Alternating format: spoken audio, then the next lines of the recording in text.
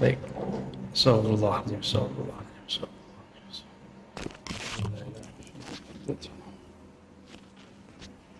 ada ini aja, gak nyambung.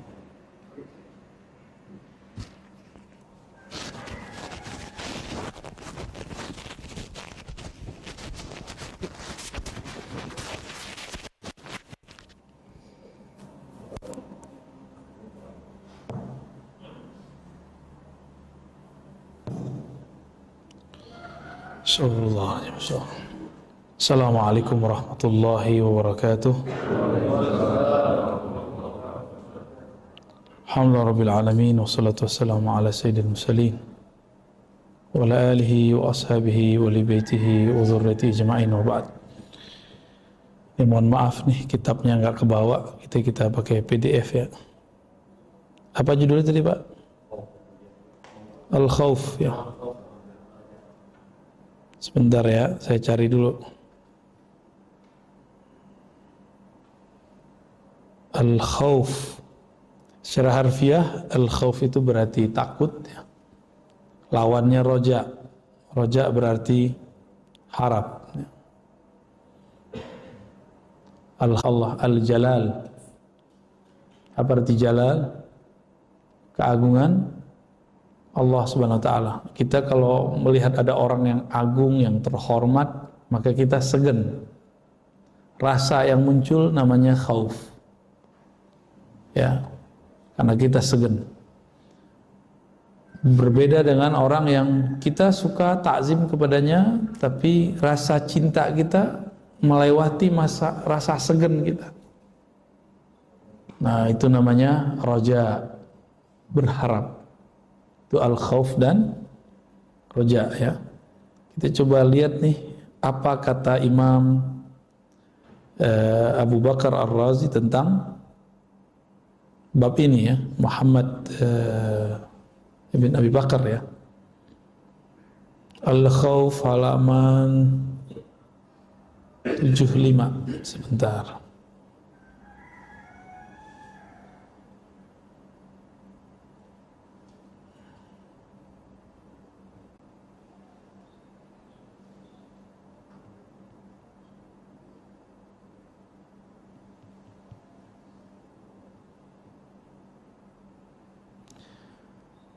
Al-Khauf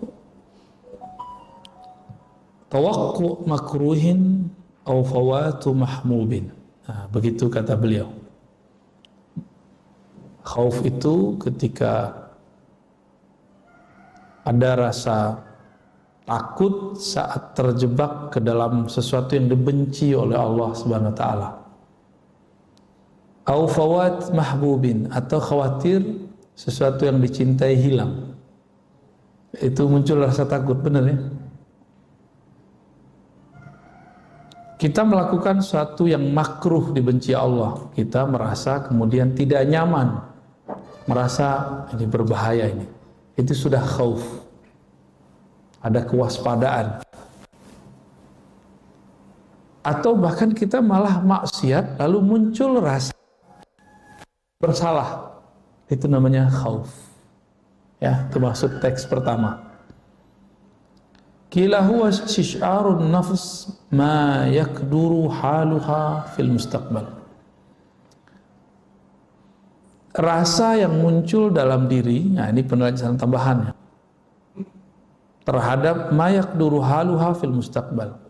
Khawatir mengenai di masa depan kita akan merasakan sesuatu yang atau mengotori diri kita sendiri.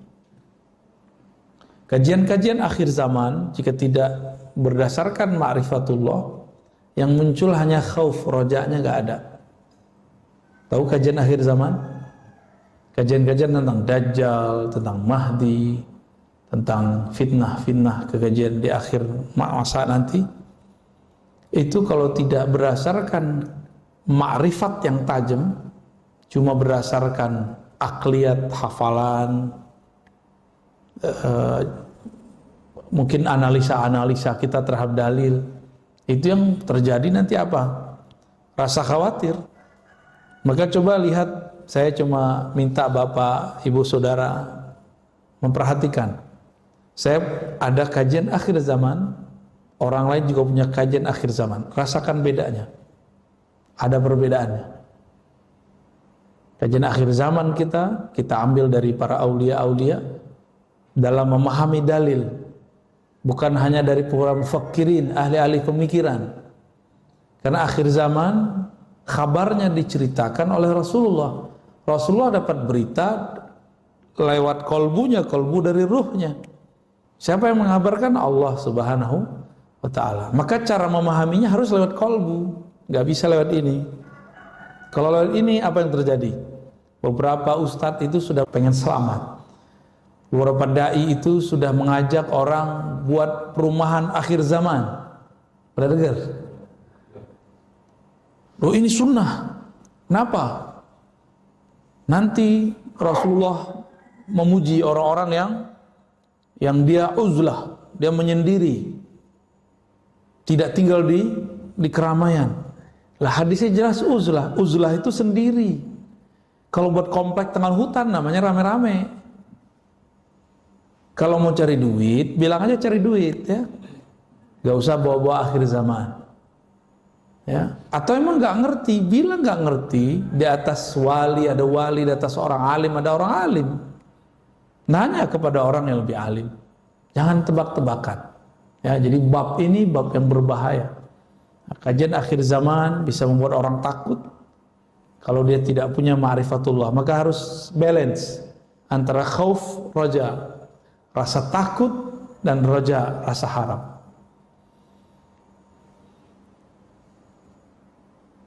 Apalagi makna dari khauf? Harakatul qalbi fi jalalatir Rabb, min jalalatir Rabb. Tadi saya sudah sebutkan di pengantar. Khauf itu getaran kolbu karena keagungan Allah Subhanahu wa ta'ala. Kenapa kita merasakan getaran? Bisa jadi karena kita merasa salah.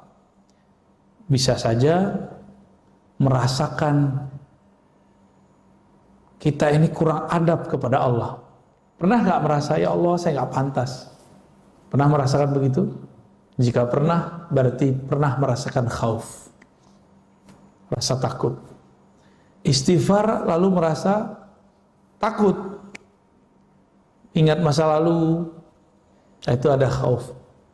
Maka kadang-kadang orang-orang yang taat terkecil itu kadang-kadang kalau dia ini nggak kena maksiat sekali, dia sok suci kadang. Jadi ini jangan sengaja maksiat ya. Tapi ada orang yang taat terus, dan itu banyak di dunia. Lalu ketika dia bersentuhan bab politik, bersentuhan bab perbedaan, dia merasa lebih suci daripada orang yang berbeda.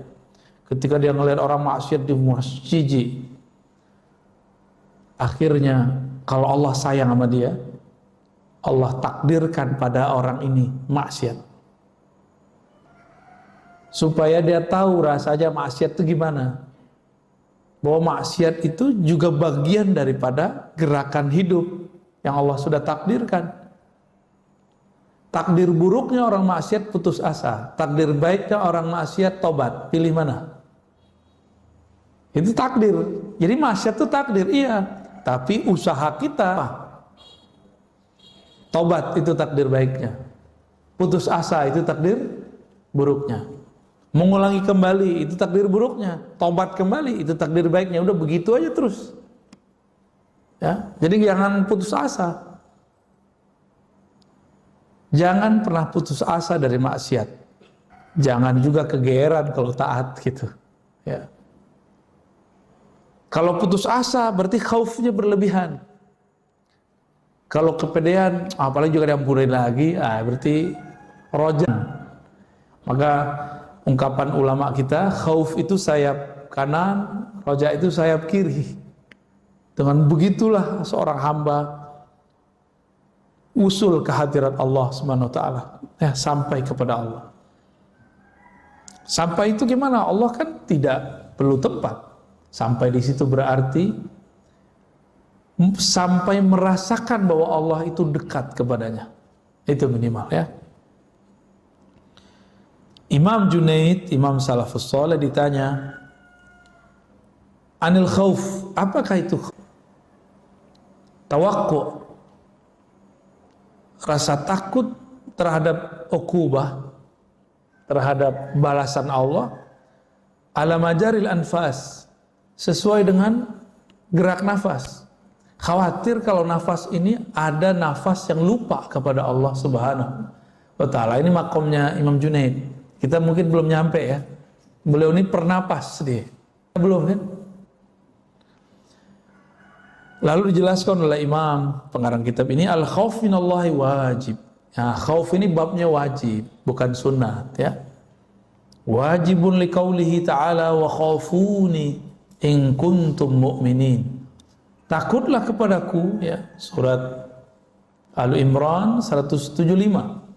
Takutlah kepada kamu jika memang engkau percaya kepadaku, in kuntum mu'minin. Kalau dalam beberapa ayat lain, misalnya surah Al-Baqarah ayat 40, wa iyaya farhabun, kepadaku kau takut. Nah, kalau di depan iyaya itu ditambahin hanya ya, hanya kepadaku kamu harus takut, selainku tidak ya.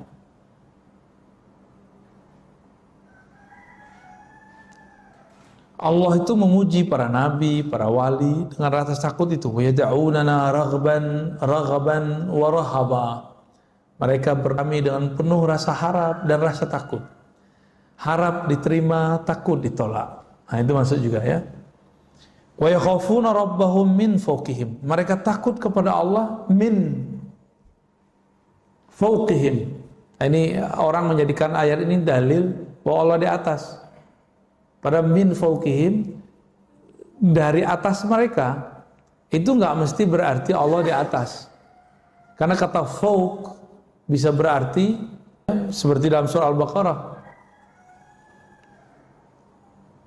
innallaha la yastahi ayyadriba masalan ma ba'udatan fama fawqaha. Kata fawqa itu artinya yang lebih kecil daripada ba'udah. Ba'udah artinya nyamuk ya.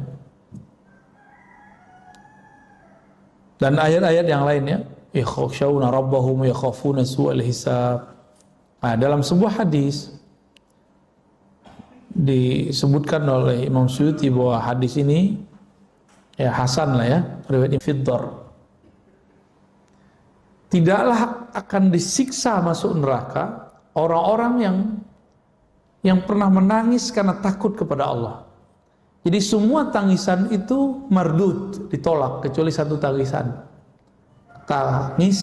Jadi air mata itu bisa madamin api nerakanya kita. Kita ini masing-masing punya nerakanya. Nah, itu tetes air mata takut itu bisa memadamkan api neraka. Itu dia ya. Kenapa? Karena neraka itu milik Allah. Allah menyebutkan neraka sebagai simbol daripada siksanya, jalalnya. Siapa yang nangis di situ terlihat ada jamalnya Allah, rahmatnya Allah Subhanahu wa ta'ala.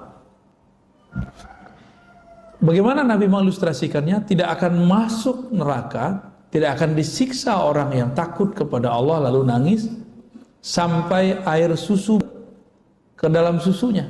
Bisa nggak air susu balik? Nggak pernah bisa ya, nggak pernah bisa. Sekali keluar ya udah nggak bisa masuk lagi. Berarti selama-lamanya. Nah, ini yang menarik nih.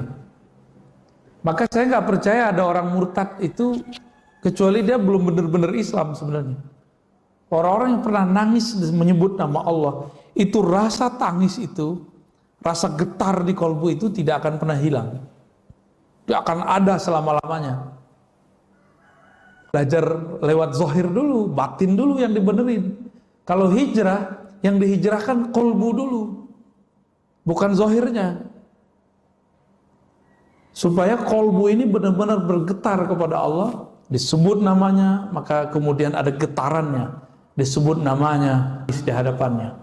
Ya. Ini banyak orang hijrah, ngaji, tapi apa yang terjadi? Kolbu tambah keras. Sibuk nyalahin orang, berarti nggak ada yang nggak beres di kolbunya itu. Ya. Jadi kalau kita benar-benar mau belajar Islam, mulai dari kolbu, karena Al-Quran turunnya ke dalam kolbu, bukan ke sini. Ini hanya alat untuk memahami, menerjemahkan bahasa-bahasa kolbu. Ya.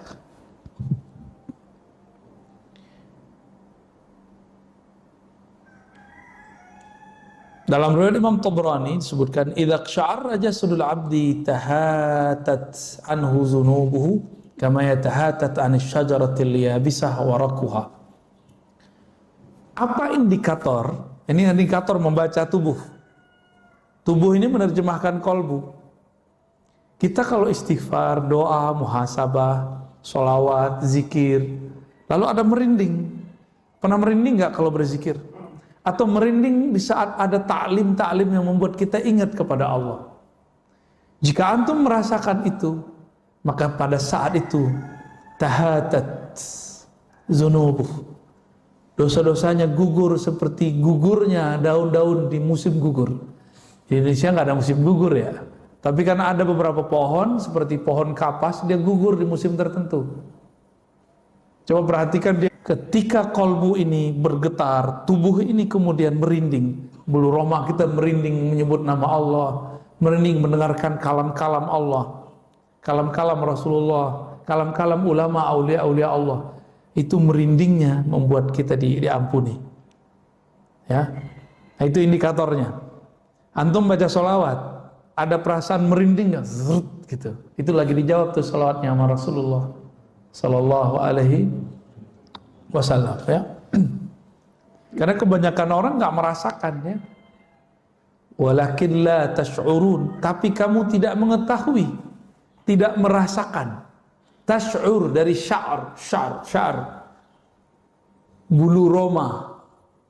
Tapi kamu bulu romamu tidak merasakan hadirnya para aulia, hadirnya para syuhada yang sudah wafat.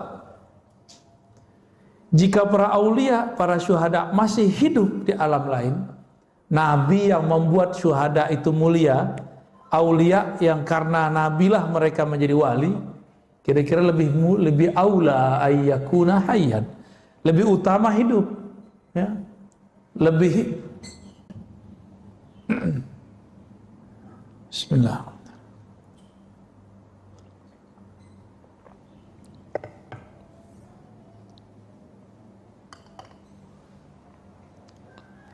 Wa qala sallallahu alaihi wasallam, nah, Nabi mentafsirkan satu ayat, walladzina yutuna ma atau wa qulubuhum wajilah. Orang-orang yang memberikan apa yang mereka berikan dan kolbunya penuh dengan rasa wajlah, rasa takut. Ai khaifah alla yuqbala minhum a'malul bir. Jadi kita nih ciri-ciri indikator kalau kita sudah ada masuk nih rasa takut ke kolbu, kita beramal, memberi sedekahkah, berzikirkah, sholat, lalu ada perasaan khawatir nih nggak diterima, merasa nggak pantas diterima, itu masuk semua tuh ke bab khauf. Kalau indikator ini sudah ada, berarti sudah mulai bagus kolbunya. Ya.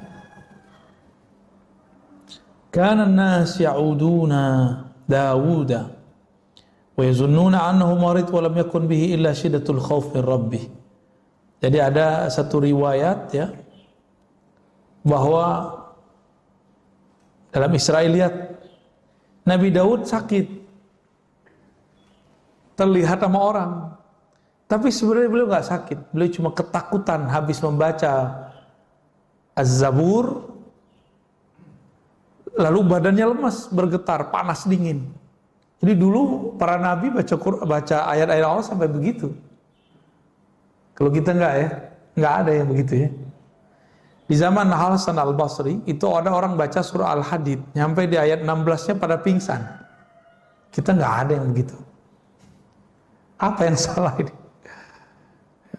Maka minimal merinding-merinding lah kalau dibacakan ayat lalu disebutkan maknanya.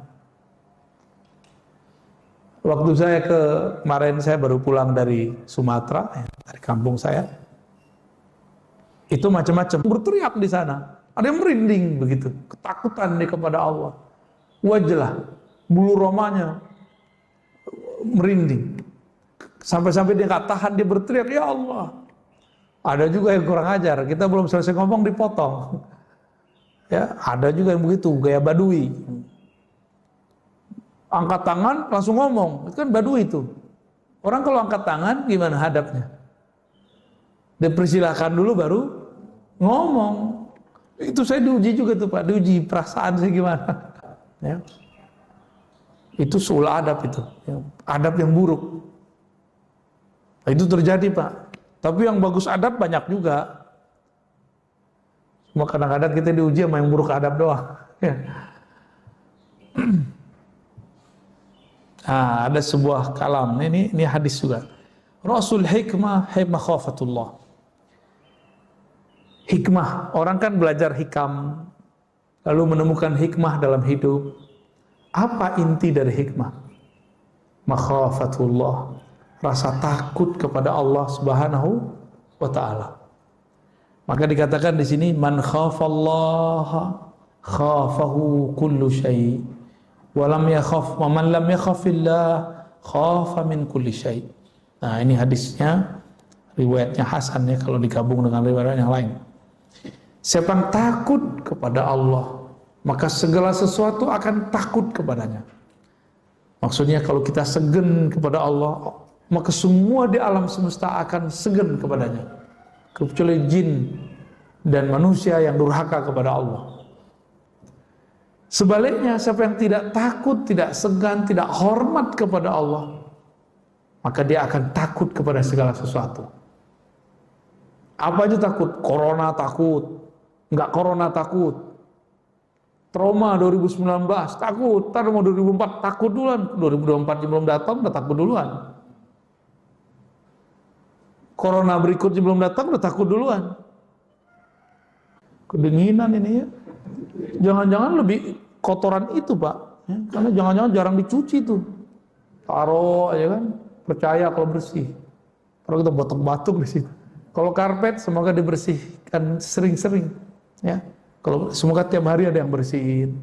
Emang usahanya lebih banyak sih. Di masjid-masjid besar sudah rapat, sudah ya. Semoga coronanya masih tidur lah. Kalau nanti muncul bangun ya siap-siap aja Pak ya. Raditu billahi rabba, ridha kepada Allah. Virus itu nggak ada yang bergerak sendiri, itu ada intervensi manusia. Berarti ada yang makar kan? Bener, ada yang makar toh? Takut nggak Pak? Yang ngeri kalau kita dengar cerita konspirasi ngeri. Tapi tenang aja, Allah itu baik, lebih cakep dalam membuat makar. Wallahu khairul makirin. Mereka mau makar sekarang, silakan ente makar ya. Allah Tuhan kita lebih baik makarnya. Maka kurang-kurangi Pak karbo dari sekarang. Tuh saya virus itu tumbuhnya lebih gampang kalau ada karbo. Kurang yang manis-manis di badan. Bapak ini dan manis ya. Itu khairul makirin. Lebih baik makarnya daripada mereka. Tenang aja Pak. Nggak ada namanya orang buat jahat terus dia enak, nggak ada. Ya, may ya'mal syarran wa may ya'mal syarran yarah. Yang berbuat buruk cash kontan dia akan melihat hasilnya. Itu aja. Jadi saya itu udah hilang kadang-kadang rasa khawatir itu untuk masalah-masalah yang gituan. Nah, yang saya takutkan Allah ini terima kita atau enggak, itu aja yang saya khawatirkan.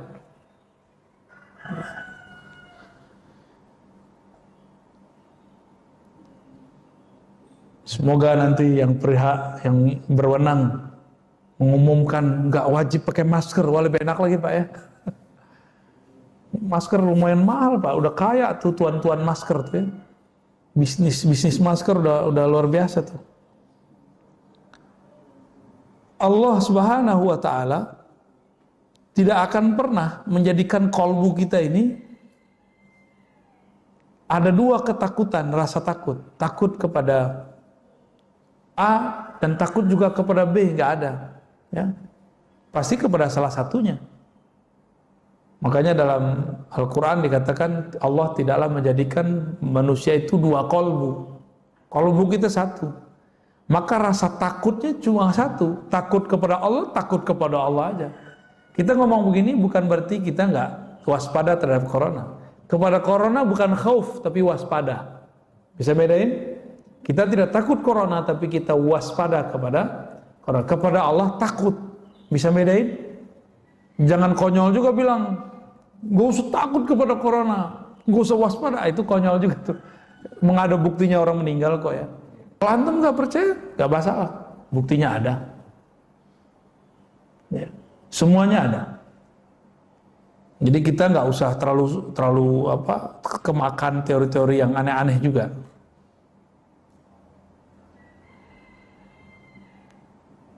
Kemudian disebutkan di sini,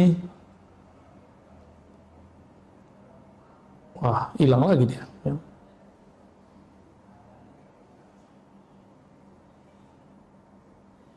Rasa takut ini muncul kalau orang biasanya maksiat, udah itu aja. Rasa takut muncul kalau orang maksiat. Maka kalau antum ceramah, kalau antum nangis tuh, kita curiga, jangan-jangan ingat maksiat nih. Tapi nggak usah khawatir, bagus, itu bagus. Nah, apa kata Allah Ta'ala? Wa izzati wa jalali la ja'al man amana bi sa'amin layla aw nahar kaman la yu'min bi si biyadihi law akhta'tum hatta tamla khatayakum ma baina as-sama'i wal ard summa astaghfartumullaha la ghafarakum. Dan demi jiwaku yang ada dalam genggamannya, ya, seandainya lalu kalian minta ampun, Allah ampuni. Gampang toh? Berarti Allah kasih harapan nggak? Kalau Allah kasih harapan, Allah kasih harapan, maka disebut roja. Ya, itu kenapa ada suara saya lagi tuh Pak? Ya, kecilin aja Pak.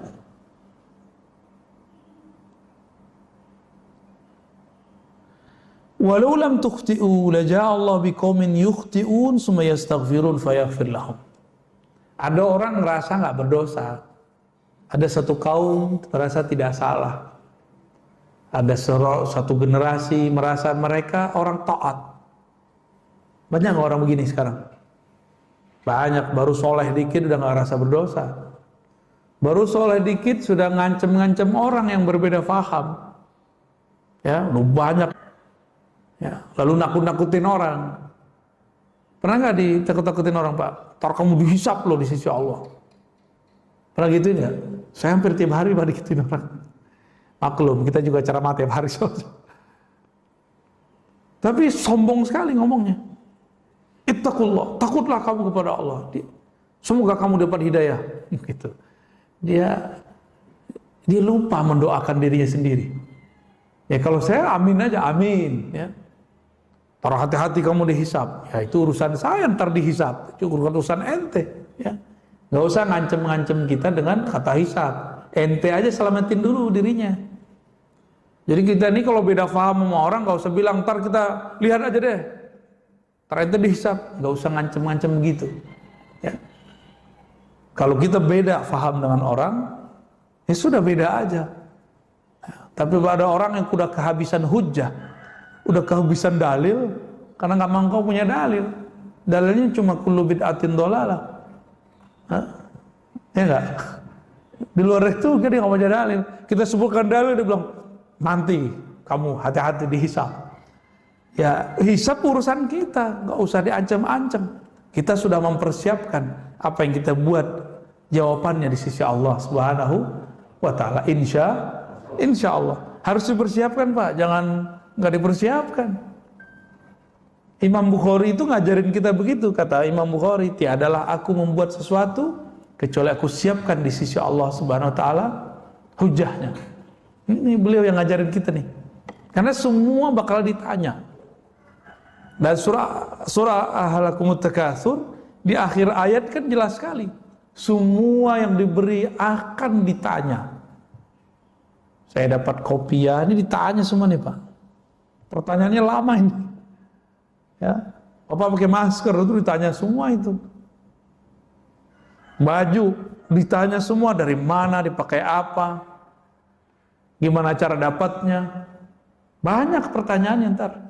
Kita nggak usah ngancem-ngancem orang. Kita makan nggak basmalah aja dihisapnya berat. Ya. Jadi kalau antum debat dengan siapapun, jangan ancam dia dengan kata hisab, kata neraka, nggak usah. Itu hak prerogatifnya Allah Subhanahu wa Ta'ala. Ya. Kalau kamu tidak merasa berdosa, nggak apa-apa, kata Allah. La ja'allahu biqaumin yukhti'un summa yastaghfirun fayaghfir lahum. Allah akan ganti generasi baru yang mana mereka merasa berdosa kepada Allah, lalu mereka minta ampun, lalu Allah ampuni. Jadi dosa itu rasa. Saya sudah sebutkan berkali-kali, Bapak Saudara, kalau ada dosa zahir, ada dosa batin, ada dosa adab. 3 aja.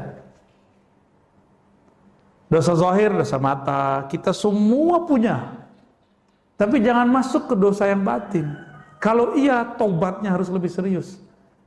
Pernahkah merasa diri lebih baik dari orang? Pernahkah merasa lebih suci dari orang lain? Pernahkah merasa lebih benar dari orang lain?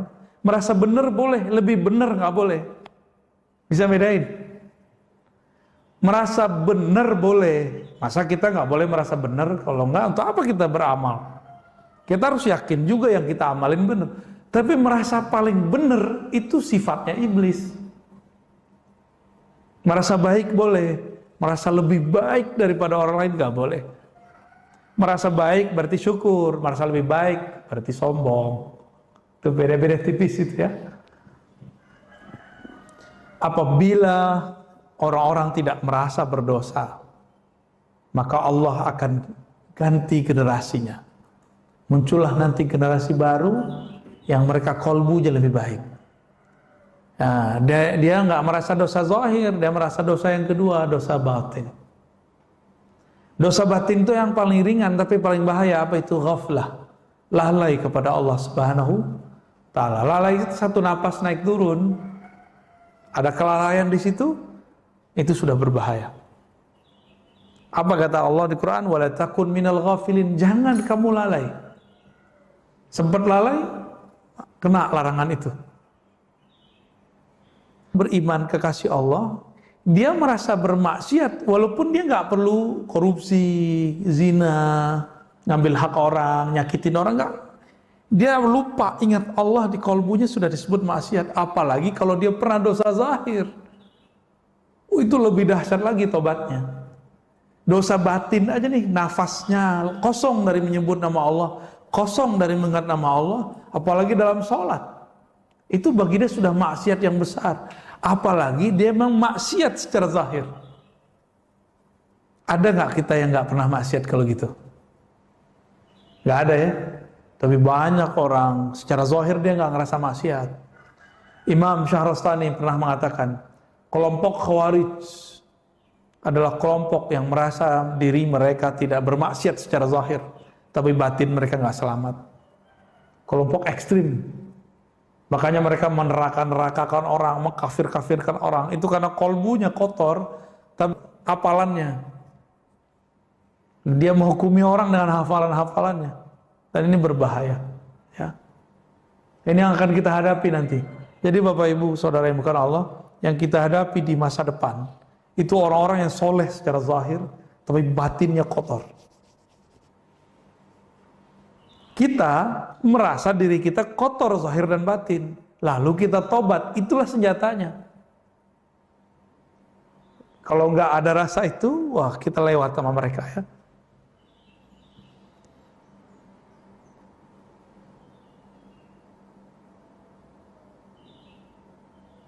Innama yadkhul jannata man yarjuha. Nah, ini hadis menarik juga nih. Hadis yang juga didapatkan di riwayat Imam Baihaqi ya dan riwayat lain. Yang masuk surga itu hanya yang mengharapkan masuk. Yang masuk neraka itu yang tidak pernah berharap masuk surga, yang putus asa daripada rahmat Allah Subhanahu wa taala. Ya. Baik. Dengan demikian Bapak Saudara yang bukan Allah, jadi al-khauf dan roja, rasa takut, rasa harap, ini harus dipelihara. Nah, Inti dari rasa takut itu bukan hanya sekedar dari maksiat, tapi inti dari rasa takut itu karena Allah itu punya sifat namanya Jalal. Apa tadi namanya Jalal? Keagungan. Kita segan kepada Allah Subhanahu wa taala. Ini ilustrasi biar gampang, Pak. Punya guru nggak dulu yang kita segani di sekolah? Berani nggak buang sampah depan dia? Nggak berani ya? Tapi kalau gurunya pergi, buang sampah lagi nggak? Iya, berarti kita takut kepada dia. Ada guru yang kita sukai dulu di sekolah? Ada ya? Lalu dia ketika mau buang sampah, di depan dia yang lagi buat sampah. Dia mau ambil sampah. Karena kita sayang sama dia, kita bilang, maaf Pak Guru, biar kami aja yang buang. Kita sayang. Jadi khauf dan roja ini dua kejadian rasa yang dia bercampur aduk di kolbu. Bercampur aduk di dalam kolbu. Pernah suka seseorang? Pernah ya? Khawatir nggak kalau cinta kita ditolak? Iya. Galau nggak kalau kita nggak diingat-ingat sama dia? Galau ya? Jadi kalau dia nggak kirim salam, kayaknya aneh hari itu. Atau kalau nggak ketemu dia sesaat, kayaknya aneh. Nah inilah bab yang mau saya sampaikan sebagai penutup. Al-khawf dan roja itu jika didasari kepada cinta, maka dia rasanya lebih ringan, lebih asik. Didasari apa? Cinta. Kita ini kalau nggak ketemu dengan muncul lagi bab rindu. Dalam rindu itu muncul rasa takut. Jangan-jangan nggak diterima nih. Jangan-jangan dia ingat yang lain nih. Jangan-jangan perhatiannya kurang nih. Maka orang yang khauf dan roja ini sibuk. Ketika dia mau bertemu atau ada kesempatan bertemu dengan yang dia sukai ini, dia akan mencari perhatian. Bajunya dibagusin, mukanya dibersihin, model rambutnya dibenerin. Itu kalau kekasihnya fisik, manusia. Kalau yang kita cintai itu Allah gimana? Karena Allah, mari cari perhatian Allah. Allah itu selalu merhatikan hambanya, tapi carilah perhatian rahmatnya, perhatian kasih sayangnya. Bagaimana caranya? Di kolbu ada khauf dan raja, sumbernya adalah cinta kepada Allah Subhanahu wa ta'ala. Cinta indikatornya cuma satu, dawamu zikri, senantiasa ingat dia, senantiasa merindukannya, takut kalau salah tingkah di depannya. Itu jadi ya. Kalau kita sudah cinta, suka memberikan kejutan nggak, hadiah. Itu untuk apa? Cari perhatian. Maka yang layak dijadikan objek untuk kita cari perhatiannya adalah Allah, sumber semua cinta. Ya. Siapa yang dicintai Allah, maka semua yang di makhluk ini, yang di alam semesta akan mencintainya. Insya Allah. Baik Bapak Saudara bukan Allah, lebih kurang itu bedah kitab Hadaikul Haqa'iq ya, beberapa waktu ini, semoga bermanfaat. Gimana Pak? Baik, terima kasih dengan Bapak Ibu dan Mas sekalian, tidak ada yang ditanyakan.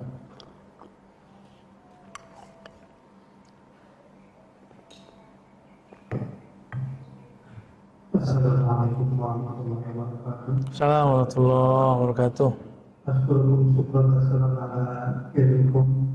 Wa Assalamualaikum. Mohon maaf Pak Ustaz Alia. Saya Syukran Mahmud dari Sawangan. Mau bertanya, apakah buah dari kalau kita zikir kan ada suara yang disebut zauk ya? Apakah ada hubungannya dengan khauf dengan roja ini? Ya. Yang kedua pertanyaan saya, mohon maaf, saya dengan bahasa Arab karena ini pribadi saya.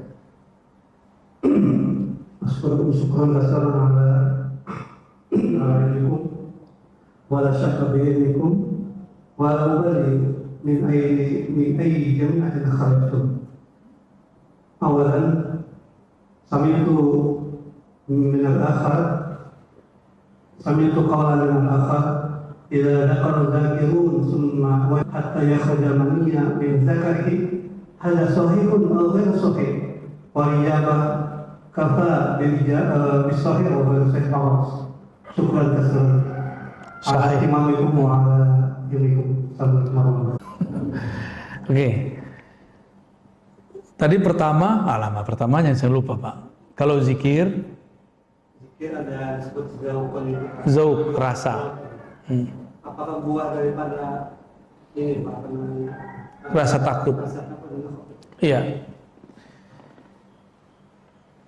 Bukan buah dari rasa takut, tapi buah dari kenal. Kenal dulu, baru ada cinta. Cinta dulu, baru ada rasa harap dan cemas. Baru ada rasa.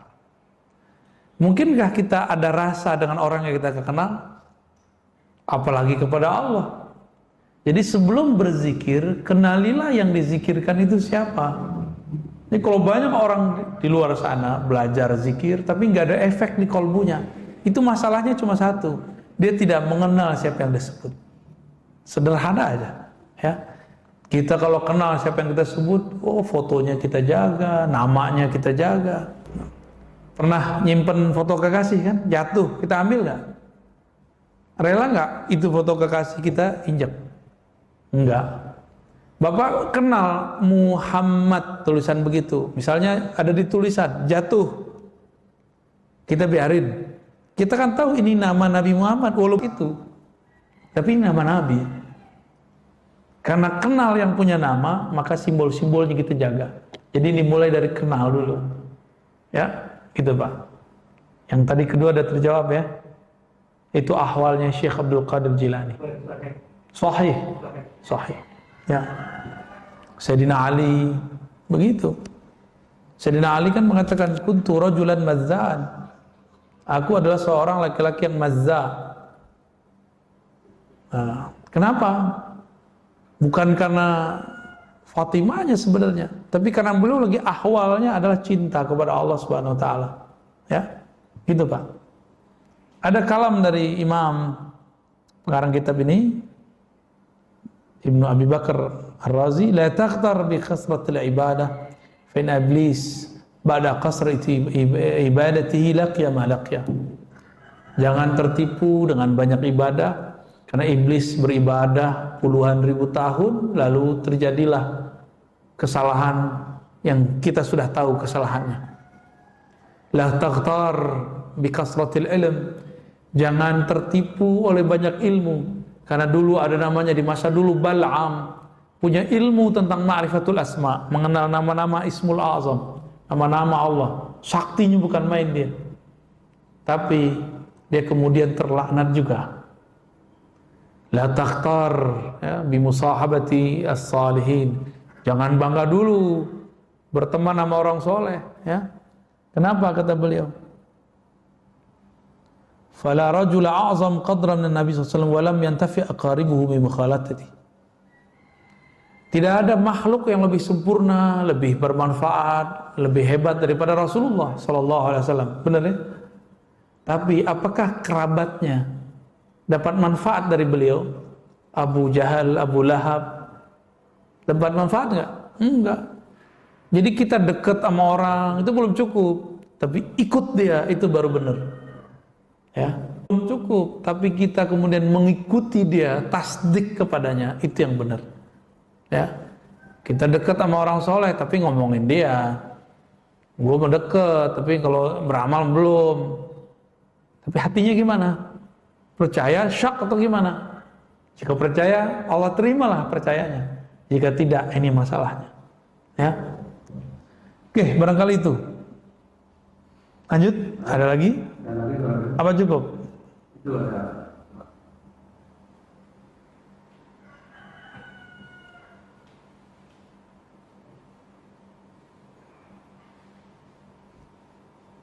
Terima kasih. Salam. Mengkhawatirkan anak itu bagaimana Ustaz? Yang benar supaya tidak terjadi hal yang negatif ya. Karena ini kan generasi dan tidak boleh kita meninggalkan generasi yang lemah kata Rasulullah seperti itu.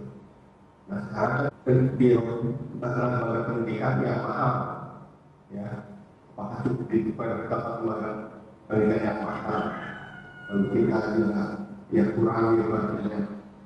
Dan pertanyaan berikutnya, apakah lembaga pendidikan yang mahal itu masih punya pahala di akhir zaman? Terima kasih. Bapak lagi mau nyerang lembaga pendidikan nih Pak ya. Baik. Mengkhawatirkan anak itu bagian daripada khauf, tapi khauf untuk generasi. Dan khauf ini nggak boleh cuma dengan galau. Kejadian itu kan terjadi juga di masa sebelumnya.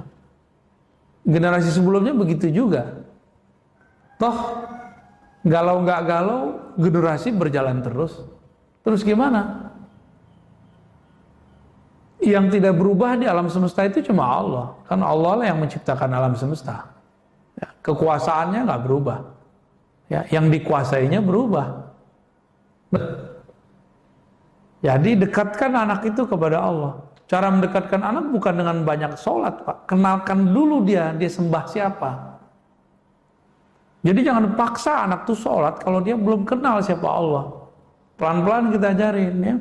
Allah itu yang ciptain ayah, ibu, kamu. Maka untuk mengenangnya, mengingatnya, kita menyembahnya. Gitu. Ya.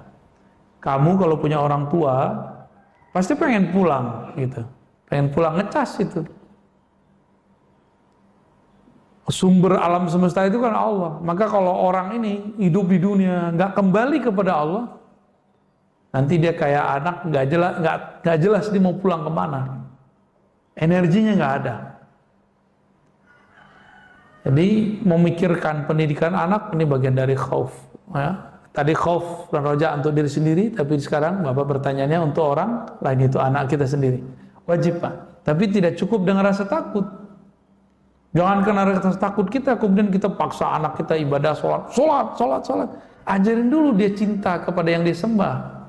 Maka nanti dia nggak perlu dipaksa untuk sholat. Ya. Jadi mulai bercerita tentang Allah kepada anak-anak. Dengan cerita apa? Cerita kisah ke mereka. Nanti mereka akan tertarik sendiri untuk sholat. Lalu anak-anak itu dia nggak ngelihat ngomongan gitu Pak. Dia ngelihat kita buat apa. Jadi Bapak ini kalau jam sholatnya pergi ke masjid, itu anak rekam sama dia. Nanti kita ketiduran, malah anak kita yang bangunin.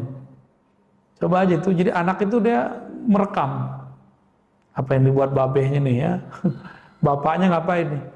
Ada orang tua ngerokok, terus bilang ke anaknya, kamu jangan ngerokok ya, sambil ngerokok. Itu bapak kurang ajar tuh. Itu nggak bener ngajar begitu. Kalau kita ngajar anak sholat, kita sholat duluan. Kalau kita bilang ke anak jangan ngerokok depan dia, ngerokok di luar dia. Gitu. Terus begitu. Kita ini nggak semua punya bakat mengajar. Maka kita bertanya kepada orang yang bisa mengajar. Makanya banyak orang nggak bakat ngajar anaknya. Ngomong bulat nggak jelas. Terus apakah orang yang membuat pendidikan yang mahal itu nggak dapat pahala? Itu urusan lain Pak. Itu urusan kolbu dia. Bapak buat pendidikan murah nggak ikhlas nggak dapat juga. Mahal nggak mahal jualan metode dan itu halal. Itu halal ya. Mau dia pesantren kayak mau dia sekolah umum, ketika dia jual fasilitas ini boleh naikin kos. Urusan agama kok kita murah-murahin gitu. Tapi ya, kita harus punya program juga. Jadi Bapak ini kalau ada yang bergerak di dunia pendidikan, emang middle up, harus punya CSR-nya Pak. Harus ada program untuk anak yatimnya, anak du'afanya, orang-orang yang cerdas tapi kurang mujur, kurang beruntung dalam bab rezeki. Harus dicari, jangan nunggu orang datang. Kita yang nyari mereka, orang berbakat itu. Harus ada intelijen sekolah itu, kira-kira begitu. Dicari bakat orang kemana-mana. Di mana dia nyari? Kalau kita di SMP ya kita nyarinya ke SD. Kita yang nyari jemput bola. Katanya mempersiapkan generasi. Ya. Kalau nunggu orang datang ya namanya nggak benar itu. Ya. Apalagi kalau di lembaga kita ada juga sosial, wah itu lebih cakep lagi. Bisa lebih banyak nanti, bisa dibuat persentase. 70% orang berada, 30%-nya orang berbakat tapi kurang beruntung secara rezeki. Semoga nanti lembaga pendidikan akan banyak begitu. Amin ya. Tapi dulu kiai-kiai kita yang hebat itu mereka sekolah bukan di sekolah mewah. Kiai Ali Mustafa Yakub, Imam Besar Istiqlal almarhum, itu bertahun-tahun makan ikan apa tuh? Ikan lele tanpa tulang. Tahu Pak? Lele tanpa tulang apa tuh? Terong. Daging tanpa kulit. Jengkol.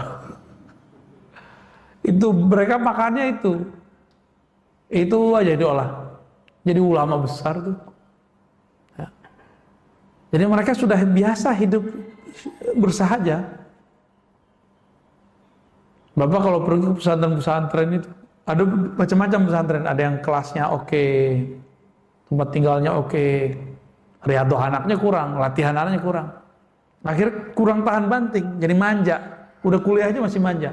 Beda kalau mereka itu sudah hidup sederhana, itu hasilnya beda. Ya. Kita nggak nyuruh anak-anak lebih baik. Ya.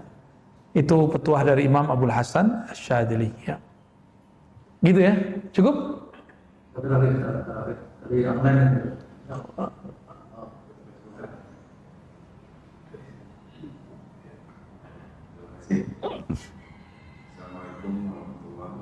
Assalamualaikum warahmatullahi wabarakatuh.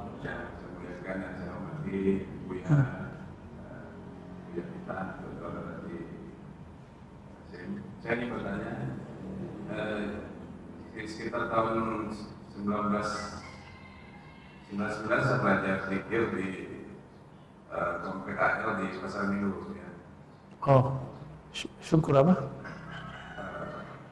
Tawakal. Produk Laskar ya. Tawakal. Jadi dari 2019 sampai 2004 gitu, 2006 selama vakum itu saya secara radio aja gitu. Sampai sekarang gitu. Sekarang gitu, jadi awal-awalnya saya dengar ini biasa tuh gitu ya. Radio Roja apa radio apa? Radio Roja gitu ya. Oke. Dia itu sebelah gitu. Rajin juga ya. Jadi akhirnya tapi saya nggak membatas sendiri ya. Ya, apa aja didengar gitu. Gitu. Terus juga nggak suka membina terus macam budaya gitu. Jadi sekarang ini sejak mendengarkan tausiah dari beliau, benar-benar tadinya setengah-setengah, sekarang mutlak gitu ya. Alhamdulillah gitu ya. Jadi saya ingin izin dari Buya gitu. Izin mengembangkan zikir tadi gitu. Jadi boleh nggak gitu saya itu mentalkin ke saudara-saudara gitu, gunakan gitu kan. Dan ingin izin dari Buya juga gitu. Ingin bersama ke Buya gitu. Zikir gitu. Jadi mohon penjelasan dari Buya. Terima kasih Buya. Assalamualaikum warahmatullahi wabarakatuh. Ya, mengenai izin memberi talqin itu ada prosesnya ya. Pertama latihan zikir dulu sampai zikir itu sudah mahir, sudah jadi alam bawah sadar kita, maka energi zikir ini baru bisa itu namanya talqin. Jadi mentalqin zikir, mengajarkan zikir itu gak mudah karena dibutuh energi yang kuat. Kita mau mengurung kalbu orang ini, kita semacam apa ya, kita kurung dari semua arah biar dia nyebut nama Allah. Gimana caranya? Itu namanya talqin. Maka energinya harus dahsyat, harus kuat. Kalau untuk dapat izin talqin dari saya tidak mudah, ya, karena saya termasuk yang dapatnya susah. Orang yang dapatnya mudah, dia ngasihnya mudah. Kecuali antum mencari guru lain yang dapatnya mudah, silakan. Tapi kalau lewat saya, biasanya dimulai dari zikir khafi, nyebut nama Allah, ada zikir beberapa macam kurikulum. Sampai kemudian kepada taraf, ya ayyuhallazina amanu dzkurullaha dzikran katsira. Wahai orang beriman, berzikirlah kepada Allah sebanyak-banyaknya. Baru nggak pakai kurikulum lagi zikirnya. Jadi kurikulum itu sama kayak kita belajar Quran, pakai tajwidnya, pakai Iqra. Ada nggak Nabi ngajarin Iqra? Ada nggak kami ngajarin pakai metode Baghdadi, Qiraati, Tilawati? Nggak ada. Metode ini dibuat supaya orang bisa baca Quran. Kalau sudah bisa baca Quran, khatam deh Quran, dia boleh ngajarin orang. Gitu. Jadi kapan talqinnya boleh diizinkan? Kalau sudah mahir. Ya. Nanti cek dulu, kita latihan zikir lagi. Ya. Latihan zikir mulai dari Ismul Jalalah, Lataif, Nafi Isbat, Tahlil, minimal itu dulu. Baru nanti kita minta kepada Allah, ya Allah izinkan. Biar energinya langsung Allah yang nurunin, bukan saya yang ngasih. Ya. Jadi kenapa talqin-talqin zikir gak berasa di beberapa majelis? Karena dia mengandalkan energi zikrullah dari kolbunya. Padahal kolbunya tidak selalu ingat kepada Allah. Tapi kalau kolbunya sudah bertawakal kepada Allah, Allah berikan energi, walaupun yang ikut 100.000 orang itu akan Allah. Insya Allah. Gitu Bang ya. Dari Online. Satu, apakah masuk usul Allah dan bagaimana agar bisa masuk? Kemudian yang kedua, jika kita tidak berdoa, kita juga salah. Apakah rasa salah bersalah adalah senjata untuk suluk? Untuk apa suluk? Wah, yang nanya orang tarekat deh kayaknya nih ya. Wusul itu rasa kesadaran kepada Allah. Disebut wusul. Kita merasakan kesadaran bertuhan. Namanya apa? Wusul. Kesadaran itu beragam. Ada kesadaran kepada namanya. Nama yang paling nikmat dibaca itu nama Allah. Allah itu kalau dibaca tuh nikmatnya bukan main. Itu nggak ada bandingannya kalau orang baca. Maka Allah mengatakan waladzikrullahi akbar. Sungguh zikru, menyebut, mengingat Allah. Allah gitu terjemahan harfiahnya. Akbar, rasanya lebih dahsyat. Rasanya lebih nikmat. Gitu ya. Ya, minimal usul di situ dulu, baru nanti usul pada afal Allah. Kita kalau ngeliat gerak, yang terlihat adalah peran Allah. Nah, ini kebanyakan orang nama pun belum masuk ke kolbunya, apalagi dia melihat afal Allah. Teman-teman yang melakukan Allah, apa yang terjadi di dunia ini sekarang perbuatan Allah bukan? Ridho nggak? Corona buatan manusia zahirnya, tapi izin dari Allah bukan? Ada nggak di alam semesta sesuatu terjadi kalau Allah nggak izin? Berarti ada Tuhan selain Allah. Maka mesti corona ini walaupun intervensi makhluk, kan Allah juga yang menginginkannya, tapi Allah tidak meridhoinya. Itu. Maka kita, karena dia menginginkan, kita terima aja. Kita terima, kita jalani. Makanya saya mengajak teman-teman, kita sekarang dipaksa vaksin aja. Ustadz ini nggak jelas. Bukan, ini justru jelas. Ya antum bolehlah nggak terima sakti, tapi kalau nggak vaksin bisa naik kendaraan kemana-mana kan nggak bisa. Maslahatnya sekarang kita pikirin. Mudarat di badan tinggal dibuang pakai bekam kok, enggak. Jadi kita nggak usah takut-takut amat tuh masalah-masalah begitu. Tapi kalau sudah masuk nama Allah, nanti kita akan melihat bahwa Allah ini berperan di alam semesta. Baru rasa itu muncul. Berarti usul di bab fi'il Allah. Ya. Kalau usul di sifat Allah itu sudah ulama wali dia. Udah wali-wali besar. Kutub-kutub zaman dulu makomnya di situ. Kalau dia berkalam, kalam Allah jadinya. Kan sifat itu dalam bahasa Arab, wali-wali Allah yang sudah sampai kepada sifat, dia kalau dengar nggak pakai telinga ini lagi. Dengarnya sudah dengan pendengaran yang lain. Allah yang memperdengarkan kepadanya. Itu bedanya. Dia kalau belajar nggak berataskan mata lagi, mata membaca, telinga mendengar, tapi lebih dari itu. Mungkin matanya mendengar, melihat, telinganya mendengar yang ada di sekitar, tapi ruhnya sudah melayang sampai ke wilayah lain. Ayat yang sama bisa diterjemahkan lebih dalam daripada orang-orang biasa. Orang kampus jelasin, pusing kita, tapi kalau dia jelasin, kita merinding-merinding. Nanti bisa ke sana Pak. Ayat yang sama loh ya. Lalu kalau ada merasa tidak pantas kepada Allah, Bisakah suluk gitu kali ya? Itu awal suluk kah?